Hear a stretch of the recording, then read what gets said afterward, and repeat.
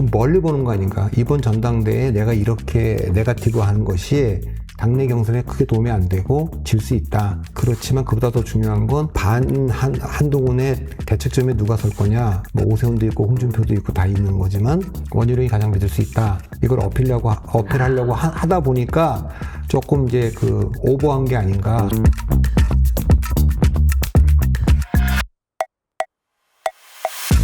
저는 제가 보기에는 원희룡 장관이 그 후보가 공격을 잘못했다고 봐요. 문자 나왔을 때도 아니 그게 한동훈 위원장이 그 사과를 막아서 줬다고 생각하는 사람이 몇 명이나 있겠습니까? 일단 사실이 그래도 인식은 뭐냐면 당시에 한동훈 위원장과 비대위는 사과를 요구하는 입장이었고 대통령실도 좀 100% 사과 안 하겠다 정했다고는 안 봐요.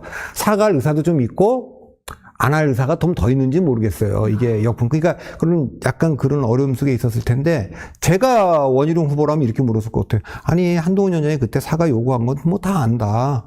그리고 대통령실도 사과할 의사가 왜 없었겠냐. 있지만 했을 때 역풍도 생각하고 여러 가지 법적인 문제 생각하고 해서 고민한 거 아니겠냐. 그렇다면 한동훈 위원장이 바로 그 상황에서 사과를 이끌어내야 되는 게 비대위원장의 역할이고 더군다나 그 두 분과는 특별한 관계에 있으니까 남들이 그거 하기 어려운 일을 하라고 한동훈 위원장 비대위원장 시킨 거 아닙니까? 근데 그걸 안 하고 문자를 보냈는데도 쉽고 그러면 그건 누가 비대위원장에서도 그런 역할을 했을 거다.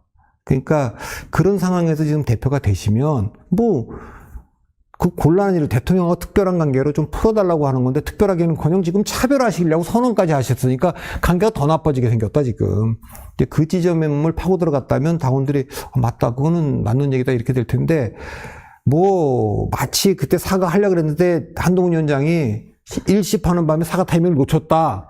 그거는 더 나아가서 지난번 토론회는 고의로 진 거 아닙니까?까지 나왔어요. 그러니까 그런 거 고의로 누가 그 고의로 치겠습니까? 그러니까 그런 거는 그러니까 저는 정치인들이 메시지 전달할 때 인식의 문제고 사실의 문제가 아니라고 얘기하는데 설사 그게 사실이라고 할지라도 그 얘기를 믿을 사람이 몇 명이나 있겠습니까? 3번을 개항을 와줬는데. 근데 그렇게 하면 안 되고 그래서 결국 이런 네거티브가 안 먹히는데 저는 이번에도 원희룡 후보는 상당히 위험한 선택을 했다고 봐요. 2011년에도 그때 주류 중에 주류인 이상득 의원의 지원을 받아 출마했다가 4등으로 떨어졌는데 이번에도 그리고 그건 본인이 책에도 썼어요. 정말 뼈아픈 자기 정치 이력의 오점이었고 후회한다. 책에도 썼어요. 그럼 다시 안 그럴 줄 알았는데 이번에 또 갑자기 뒤늦게 들어와서 그렇게 하니까 좀 그런 점은 안타깝고 모르겠어요. 지금 이제 두 가지인데 하나는 1차에 한동훈 위원장이 압도적 우세로 끝낼 수 있느냐. 네. 지난번에 김기현 대표가 될 때 53이었거든요, 1차에. 네. 그리고 그때 안철수 후보가 한 24%대였고, 네. 천하람 후보가 한 14점, 그런 정도였는데,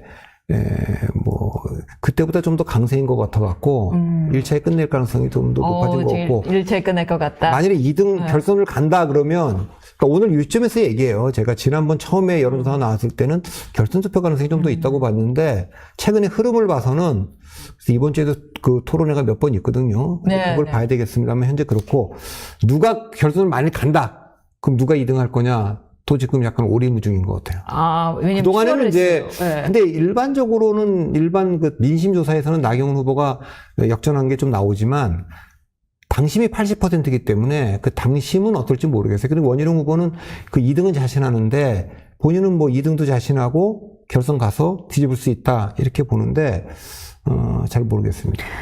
지금 원희룡 후보 이야기 조금 더 여쭤보고 싶은데 저 원희룡 후보의 이번 토론을 보고 좀 놀란 사람들이 많은 것 같습니다. 성향이 좀 다소 공격적인 성향이 원래 갖고 계신 건지 아니면은 지금 좀 나경원 후보는 이런 표현을 썼죠. 난폭운전이라고. 다소 지금 마음이 급하신 건지 전 잘 모르겠더라고요. 저도 이제 개항에 출마할 때도 좀 이해가 좀 안 갔는데 개항에 출마해갖고 나름대로 승부수였을 거 아니겠습니까? 네네. 그걸 뒤집어 보겠다라고 했는데, 그 개항에서 이재명 대표를 잡았으면, 일약, 그냥. 스타로, 바로 대선 후보로. 바로 저기 전당대회 나가서 당대표 되고 이랬을 건데, 그게 안 되다 보니까 이제 본인도 굉장히, 어려워진 상황에서 또다시 승부수를 던진 것 같아요. 근데 이건 처음부터 기획했던 것 같지는 않고,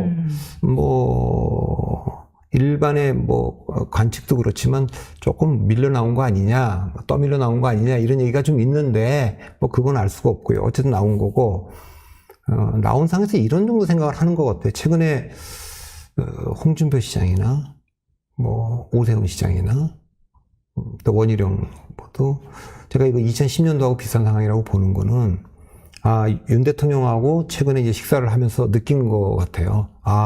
윤석열과 한동훈의 관계는 끝났다. 해도 된다? 아니, 그러니까 이번에 한동훈 위원장이 당대표가 되더라도, 그걸 못 막더라도, 대통령 선거 될 수가 없다. 자, 그러면 다음 대통령 선거 경선할 때, 그 대통령이, 밀어줄 수 있는 후보가 되기 위해서는 전적인 신뢰, 그러니까 이번에 조금 기스가 나더라도, 좀 확실하게 하겠다. 이런 게 저는 홍준표 시장하고 원희룡 후보 두 분한테는 느껴지고요. 오세훈 후보는 이제 본인이 경쟁력이 어느 정도 또 있기 때문에 서울시장 내보냈기 때문에 그 정도까지는 아니고, 아닌데 두 분은 사실상 자력으로 하기는 어렵고 뭔가 밀어주는 힘이 있어야 되는데 역시 그는 대통령의 힘이 좀 필요한 거 아니냐 여러 가지 면에서 원희룡 후보는 이제 굉장히 어려워진 상황에서 그런 것이 조금 이제 급발진 같이 좀 된 측면이 좀 있고 왜냐하면 첫 번째 TV 토론, 두 번째 TV 토론 이게 지켜보면 공격을 하다가 갑자기 무슨 원패스 같은 정책으로 돌았다가 또 다시 또 공격을 했다가 이렇게 되는 걸로 봐서는 그런 게 좀 있는 것 같고요. 그래서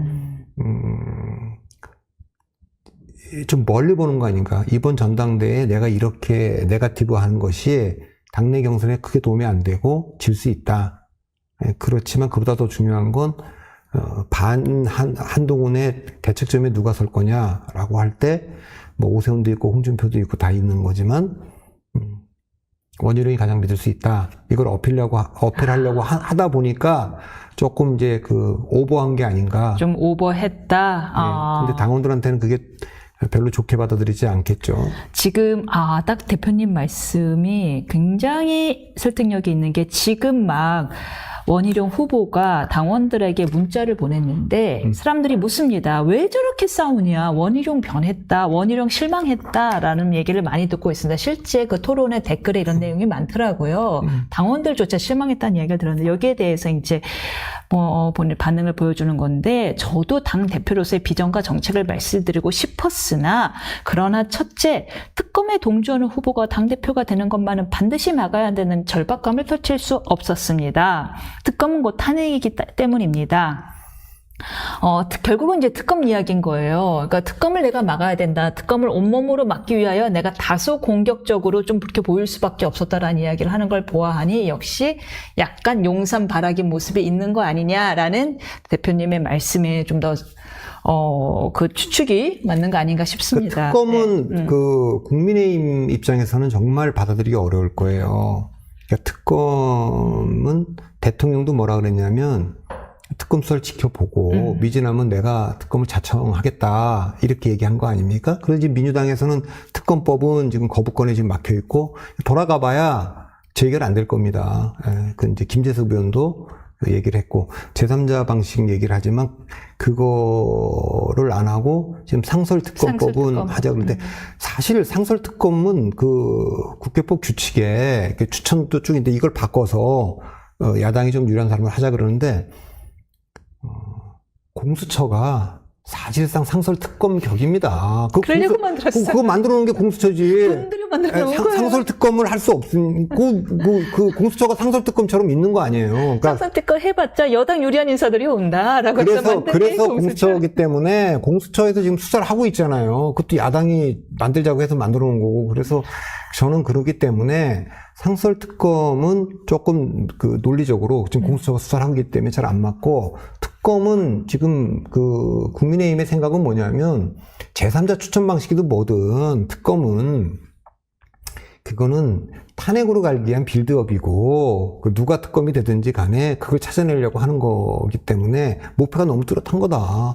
그런데 한동훈 위원장이 그거 주장함으로써 뭐라고 얘기했냐면 순진한 발상이라는 나경원의 비판에 대해서 정말 순진한 거는 그 특검으로 이 문제를 해명하지 않고도 넘어갈 수 있다고 생각하는 게 순진한 거다 이렇게 얘기를 했는데 그건 뭐 3명의 후보가 다 공통적으로 얘기하는 거죠. 한동훈 정말 순진하다.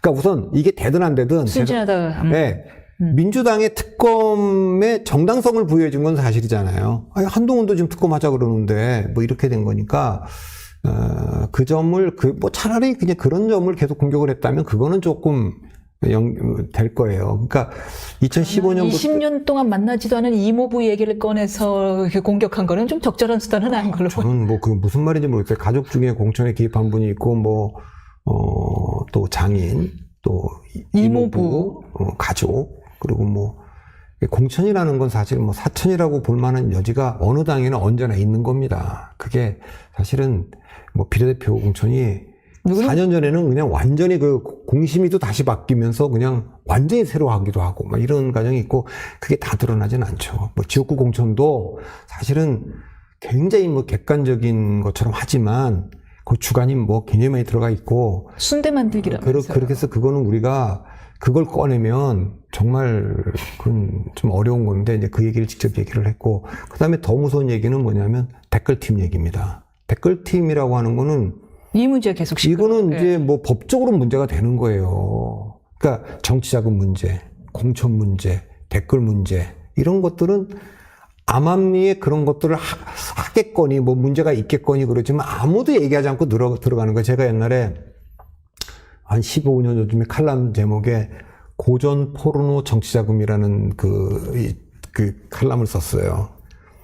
그러니까 고전 포르노 정치자금. 고전이란 건 뭐냐면 모든 사람이 다 읽은 것처럼 말하지만 아무도 안 읽은 책. 정의, 저스티스. 그래서 이탈로 칼비노가 쓴 왜 고전을 읽는가라는 유명한 책이 있어. 그것도 아무도 안 읽어요? 아니, 그 책을 읽어보면 거기 뭐라고 나오냐면 이탈로 칼비노가 왜 고전을 읽는가 이렇게 나온다고. 난 뭐를 다시 읽고 있어. 이렇게 말하는 게 고전. 다시라는 말. 그러니까 원래 안 읽었어도 다시, 나 그거 읽었는데 또 읽고 있어. 이렇게 말하는 거니까 모든 사람이 읽었다고 생각하지만 아무도 안 읽는 게 고전. 반대로 포르노는 뭐냐면 아무도 안 본 척하지. 모든 사람이 봤지만 아무도 안 본 척하는 거야. 그러니까 이거는 마치 포르노를 한 번도 안 봤다는 얘기는 그냥 축구 경기를 한 번 본 적이 없어요 하는 얘기랑 똑같다는 거예요. 근데 저 본 적 없어요. 그래요. 근데 이제 정치자금은 그 반대로 어떤 사람에겐 고전처럼 그러니까 그 귀하게 여기고 또 어떤 사람들에겐 굉장히 더럽게 여겨지고 막 그런 거잖아요. 그러니까 아까 말한 제가 정치자금의 문제, 그 다음에 뭐 댓글, 공천 문제, 그다음에 뭐 댓글 문제 이런 것들은 사실은 그러니까 포르노 같은 건데 정치인들은 아무도 얘기를 안 하는 거지. 누구도 얘기 안 하지 그거는. 근데 일반인들은 그게 하나가 나오면 뭐 난리가 나는 거죠. 도덕적 기술. 그런 것들인데 그러니까 그거는 정치 바깥에서는 언론들은 비판할 수 있지만 정치 내부에서는 금기어죠. 그런데 정치인인 장해찬 최고위원이 여기에 불을 붙였단 말이에요. 난 장해찬은 이해가 가. 왜냐면 자기 공천이 박탈당했잖아. 그러니까 지금 자기가 뭐 아시겠지만 정치라는 게 내 지역구 공천까지 받았어.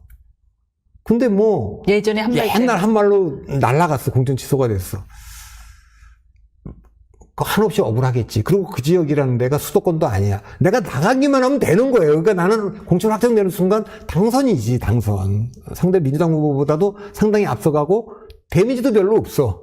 그리고 여러 가지 꿈을 꿨을 텐데 이미. 민주당의 인사들이 뭐 쏟아놓는 말들에 비하면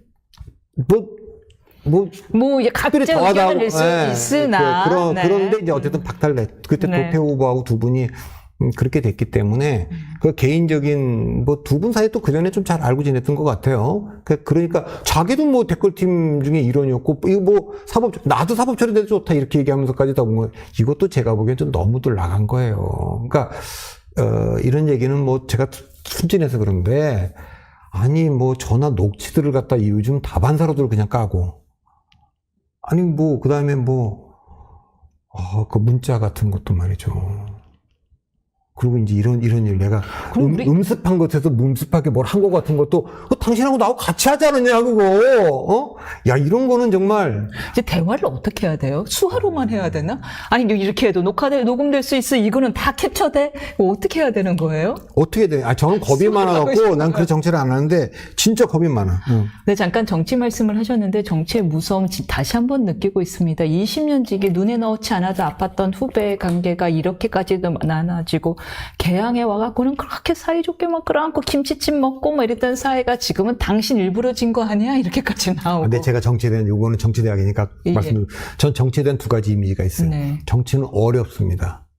그리고 정치는 무섭습니다. 그러니까 정치는 어렵다는 건 뭐냐면 이거 지금 생각이 다른 사람들 그걸 끌어내갖고 뭘 결정을 해야 되는 게 이 자체로 기술이 굉장히 필요한 거예요.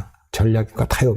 정치가 무서운 건 뭐냐면 난 세상 어떤 직업도 갑을관계가 이렇게 극적으로 뒤집어지는 직업은 없는 것 같아요. 그러니까 뭐 윤석열 대통령이나 문재인 대통령이나 뭐 지금 한동훈 위원장이나 이준석 대표나 조국 대표나 뭐 추미애 장관이나 뭐 그전에 뭐 문재인, 박근혜 모든 사람 할 것 없이 대통령 최고 권력자들도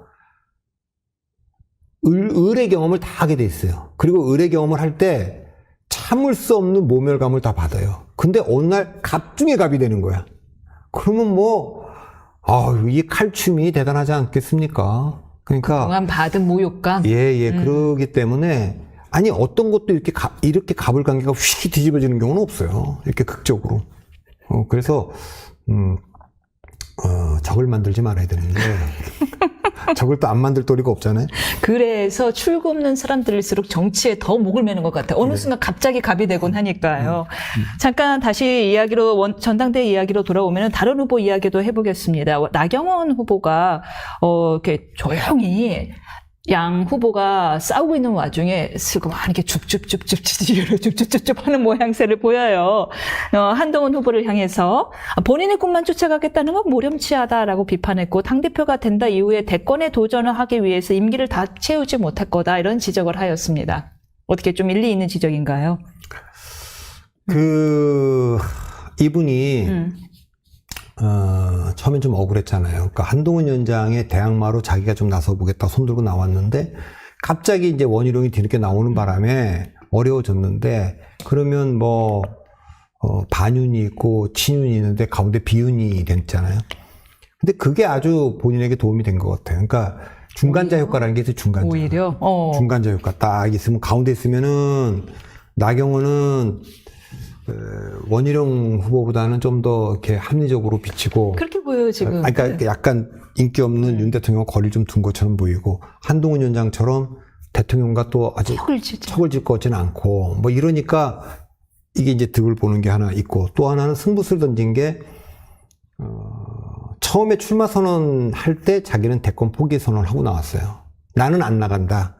그럼 뭐 지지자들도 막 그거 처리하라고 막 얘기도 막 있었잖아요. 근데 한동훈 위원장 그걸 선언을 안 했어요. 나경원이 후보는요. 아니, 그러니까 한동훈은 세 가지 질문을 받았잖아요. 그러니까 셋 중에 하나거든요. 2027년 대통령 선거에 안 나가겠다는 건지, 아니면 되고 나서 내년 9월달에 그만두겠다는 건지, 아니면 민주당처럼 당원 당규를 바꾸겠다. 셋 중에 하나인데 분명하게 뭐 말을 좀 해라. 근데 이제 본인은 뭐 현재는 이제 그만둘 중간에 필요하면 그만둔다 그러고 그렇게 했는데 어쨌든 자기는 이제 당권 대권 분리 조항을 존중하고 대통령 안 가고 당을 살리겠다 이런 것들 진정성도 조금 그래도 호소력 있게 들어갔고 지금 원희룡과 한동훈 두 후보는 그걸 분명하게 얘기를 하지는 않았어요. 윤상현 후보는 아예 그건 뭐 자기는 당을 책임지겠다고 얘기한 거니까 그래서 이번에 나경원 의원이 어떻게 될지 모르겠는데 결선 못 가더라도 정말로 본인 대권을 포기할 생각이 있으면 정말 한동훈 위원장이 돼서 내년에 당원 당규를 못 바꾸고 그래서 9월달에 그만두게 되면 지방선거와 대통령 선거를 이끄는 당대표에 또 기회가 한번 올 것 같기도 해요. 그러면 요번에 윤상현 의원도 상당히 어필을 좀 했거든요. 제가 그때 이 자리에서 TV 토론 봤는데 나경원 윤상현이 잘하더라고. 똑똑은 윤상현이 똑똑하고 나경원이 좀 약간 조금 역시 경륜이 있구나 이렇게 된 거고 의외로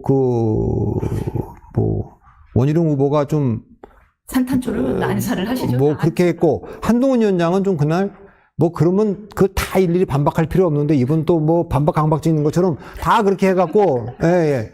지금 안 그래도 원희룡 후보가 이렇게 이야기를 했다라고 합니다. 한동훈 후보 쫑알쫑알 때마다 쫑알쫑알 짜증나. 아니 쫑알쫑알도 뭐 문제인데 쫑알쫑알하다고 쫑알쫑알하고 표현하는 게 더 문제가 있지. 아니 근데 이게 네. 후보 간에 뭐 우리 일반인들에게 시청률을 쫙 끌어올리는 TV 토론은 뭐냐면 두 사람 말이 섞이는 거예요 그냥. 사회자가 끊어도 안 끊겨 둘이 같이 떠드는 거지. 근데 그 장면이 계속 이어지더라고요. 뭐 나경원 후보하고 한동훈 후보 사이도 조금 있었던 것 같고 약간 그 있었고 그다음에 대표적으로는 원희룡과 한동훈 사이에는 뭐 공천 문제, 가족 문제 뭐 이걸로 서로 자기 얘기하는 거. 와, 근데 그거 보는 사람은 되게 신나하거든. 그 마이크에 두 사람 말이 동시에 들어가는 거. 그러니까 사회자가 너무 신나는 게 보이니까 만류를 안 하더라고요. 아, 그래요? 설마 그렇게 하게 했겠어?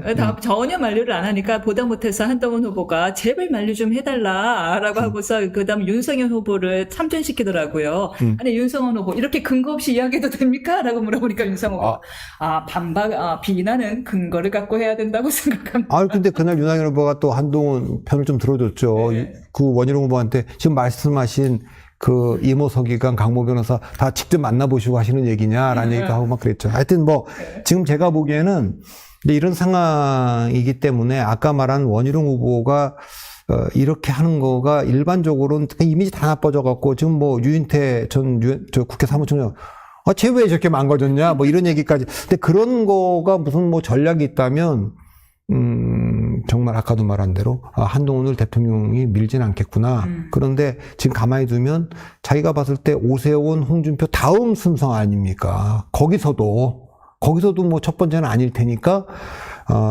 이게 전체적으로 윤 대통령 부부가 여러 가지 법적인 문제 때문에 그 두려움이 있을 때 자기가 가장 믿을 수 있는 사람이라는 걸 호소한 거 아닌가? 호소한 거 아닌가라는 이야기고요.